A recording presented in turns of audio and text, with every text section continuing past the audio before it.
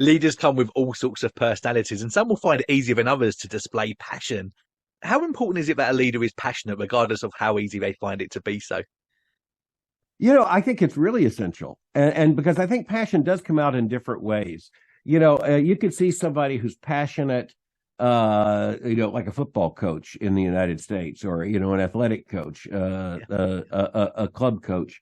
You can see that. Well, there's a lot of passion. Sometimes that's not a beautiful passion, by the way. But you do see it in passion. And, that's a part of the fun of sport. But, when I'm looking for passion, I'm looking for convictional passion. So, I think one of the most interesting examples to me, and this was an example from which and from whom I learned a very great deal, and that was Martin Lloyd-Jones at Westminster Chapel in London.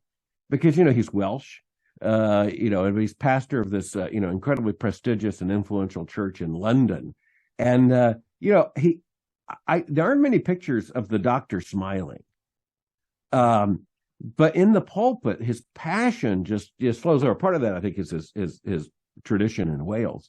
There's this incredible, fervor among the Welsh preachers, and it was evident in the Welsh revival. And I just think, okay, well, there's an example of passion.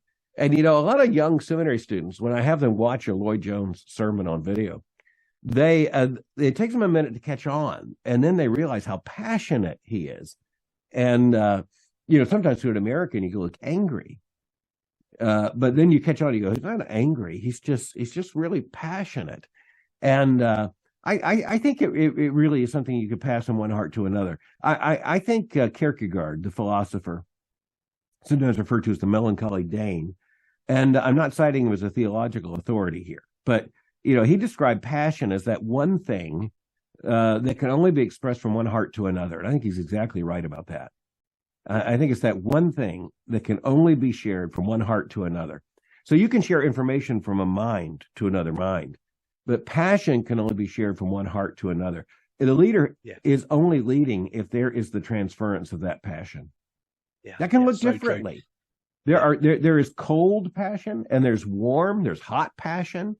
And I think God uses all of those. And by cold, I don't mean unfriendly. I just mean, they're just people, you just realize it takes you a while to figure out how happy he is and joyful he is. But once you figure that out, you understand it.